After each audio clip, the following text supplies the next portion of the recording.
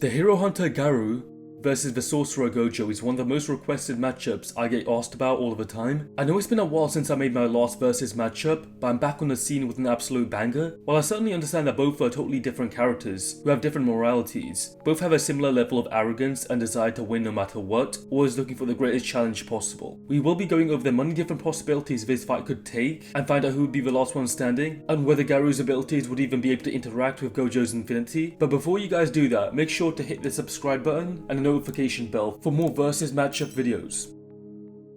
Jujutsu Kaisen, without exaggeration, is one of my favourite anime, but the coolest, most fleshed out character in the series, without doubt, is Satoru Gojo. He's a special grade Jujutsu sorcerer and is widely recognized as the strongest sorcerer in the series, rivaling Sukuna. Born in one of the three great families, the Gojo clan, he's the first member to inherit both the Limitless and Six Eyes in 400 years. Yeah, for some reason everybody refers to him as his second name. I do get it's a traditional Japanese thing, but how come we don't do that with other characters? It's a bit weird. Anyway, with these powers he could attack anybody with virtually no repercussions, so no wonder he was considered the perfect sorcerer, although Limitless does have a glaring weakness that I will go over a little bit later. Now when it comes to his combat speed, exactly how fast is Gojo? The easy answer would be to say that the verse caps at supersonic speeds, because top tier Zaimaki struggle against Mach 3. The author Gege Akutami commented on a weekly 2022 issue that, I quote, "You went from infinite to Mach? Are you okay?" To all of you thinking that, I agree with you. Now based off that author's statement, it's made clear that he made a mistake and doesn't actually think the max speed of a verse is supersonic. Even if it was true that Maki is only that fast, Gojo and God tier should be way faster than that anyway. Realistically, as the top sorcerer, Gojo scales to the likes of Akari, who versus Kashimo moved his head to avoid lightning. It's hard to calculate exactly how quick this makes him due to the weird angle we see in the manga, but even lowballed, this feat is above Mach 3. In fact, a few hundred Mach to be exact, which is massively hypersonic. If you want to be even more generous to Gojo, at his peak he's as fast as Sukuna. Although he lost, he caught him with multiple attacks during their fight. In fact, right after their fight, a fatigued Sukuna point blank dodged Kashimo's electromagnetic waves, indicating that Gojo, even while fatigued, could probably have done something similar to that. For reference, electromagnetic waves in a vacuum move at light speed. Of course, in this case, it moves slightly slower in the atmosphere. But regardless, a reaction from point blank range would mean that Sukuna is faster, but by how much kind of depends on the calculation you're using. Usually most calculations range between twice and 4 times the speed of light. This might also be consistent with the fact that Kenjaku isn't any faster than Gojo, who himself was fast enough to avoid getting sucked into a black hole, which even light cannot escape. As for attack potency, in chapter 203, Kenjaku claims the special grade title means that you can single-handedly overthrow nations. While it's true that this doesn't automatically translate to raw power, it's still very impressive and probably means that they can tank nukes. Gojo very early on fought the disaster-cursed Jogo and overpowered everything that he had, including his domain expansion, Coffin of Iron Mountain, which in order to create is thought to be an island level feat. Since the domain expansion requires an instant cursed energy output, it should translate to raw power and durability. However, Gojo's own domain expansion, Unlimited Void, is said to feed an infinite stream of information to his opponent continuously until they're paralyzed. So even at first impression, it seems more like a mind hack than a physical feat, but that really just depends on interpretation.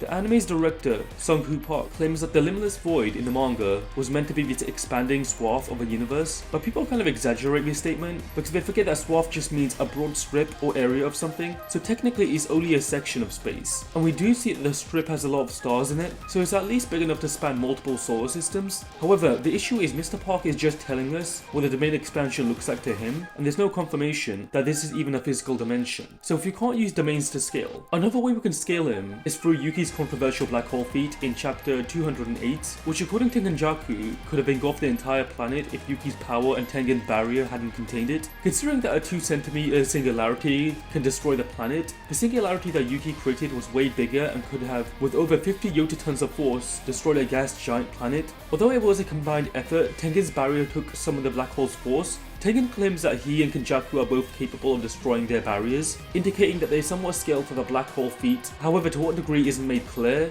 and that makes sense since Kenjaku would have died if Kaori's anti-gravity curse technique didn't save him. Some argue that Gojo is a stronger sorcerer, so he should technically scale above this feat, but I don't know if I agree about that. Just because he's considered stronger doesn't mean that he would overpower Yuki's black hole, especially considering that there's ways for way weaker characters to harm Gojo, but he's still considered stronger than them anyway. This indicates that Gojo isn't necessarily considered the strongest with physical attributes, and rather his abilities, which makes a lot of sense. Gojo's toolkit is called Limitless, and it basically allows him to manipulate and distort space, as overpowered as that seems.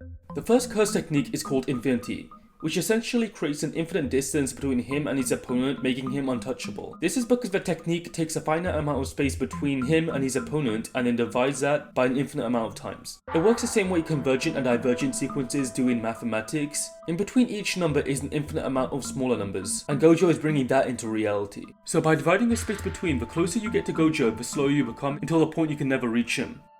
The next curse technique is Blue, which is the spatial power to condense space by materializing a negative distance into reality. Because space has been shortened, the opponent is attracted to the center point of Blue almost magnetically. It also allows Gojo to travel and teleport long distances. Because Gojo is basically warping space to crush most things, the only way to survive is through spatial defenses. The third curse technique he has is called Red, which is basically the opposite of Blue. It's a spatial power to expand space by materializing a positive distance into reality. Because space has been stretched, the opponent is pushed away from the center point of Red, but it can also give Gojo the ability to seem like he's flying. A positive is created through the combination of two negatives, giving Red twice the energy output of Blue. Gojo's final and most powerful limitless curse technique is Purple, and as you probably guessed, that's because it's a combination of both Blue and Red, giving it the property of simultaneous convergence and divergence, creating an imaginary mess. Purple basically just removes whoever is hit out of reality, instantly erasing its physical presence. What makes all of this crazy is the fact that Gojo was also born with a 6th size, which allows him to see the flow of cursed energy in extreme detail and reduce the cost of Limitless to nearly 0, meaning he can spam any ability that he has almost indefinitely. And paired with his reverse curse techniques, meaning even if he's harmed, he's nearly invincible through his regeneration. Now on the other side is a martial arts prodigy and self-proclaimed hero hunter Garou from One Punch Man. He was trained under Bang, but one day he was expelled from his dojo for murking all the other students. Garou then made it his life's goal to become the world's first god level threat because he's sick of a bad guy always losing. And so his journey as a menace began. In season 2 he goes on an absolute rampage, destroying B rank heroes, but after being pushed to his limits in a series of fights against A rank heroes, Garou's insane potential begins to show and it allows him to keep on getting stronger between fights. But it's only after his monster his power begins to skyrocket in near-death situations, almost like a Zenkai boost from Dragon Ball Z, which causes him to evolve and merge with his clothes. And from here on out, he can take on S-rank heroes like Super Alloy Darkshine, who can easily beat dragon level threats like Carnage Kabuto. Dragon level threats can typically destroy cities and mountains, which is absolutely insane, as well as tag and keep up with Flashy Flash, who is said many times to move at light speeds. But Garou wouldn't prove himself until he defeated Sage Centipede, whose physical length alone spans continents, and was in a similar tier of power to Tatsumaki, who could lift continents with near moon levels of strength using his psychic powers. Saitama thought that Garou might be the Monster King after seeing his strength from killing Sage Centipede, and his peak power was demonstrated against Saitama himself as he transformed multiple times due to his reactive evolution. In chapter 164, Garou pushes the surface so hard that it sends shockwaves throughout the Earth's crust.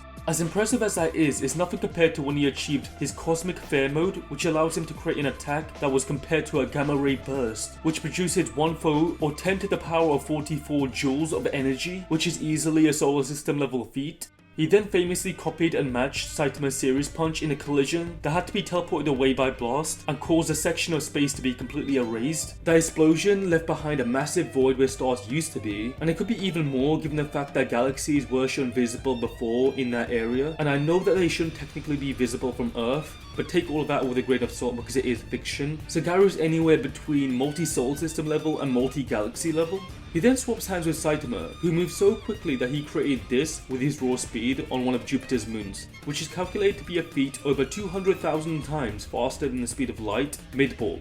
And after this, Garou only got exponentially stronger and faster by copying Saitama's potential.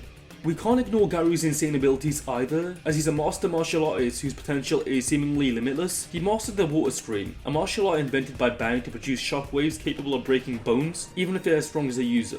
Garou's Farjin was also stated to target the internal organs of his opponents regardless of how tough their bones and flesh are too. Basically, Garou has the better speed and physical advantages over Gojo without any doubt.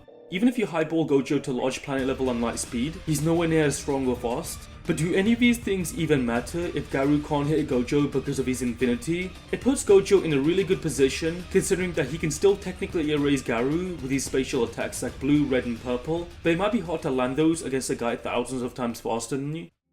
Garou still has other alternatives to get around their infinity, that being with his nuclear fission punches that release 240 gamma rays of radiation, or his gamma ray burst that could emit 83.6 billion gamma rays per hour. It's likely that this radiation will passively seep through the infinity and kill Gojo, who is said to not be able to pick up on poison. So there's no proof he can do this with radiation either, since how would he even be able to track or trace radiation? I'm not just going to automatically assume that's possible.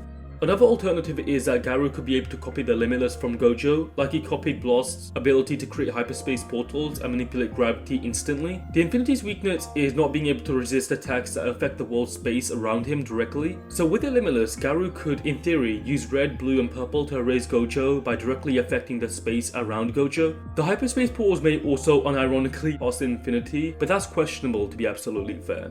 The only thing Gojo could possibly do is capture Garou in the Unlimited Void, which as a domain expansion cannot miss. The only problem is, it probably wouldn't even work on people without cursed energy, like it didn't with Maki, so either it just wouldn't work, or Garou could just walk out of it.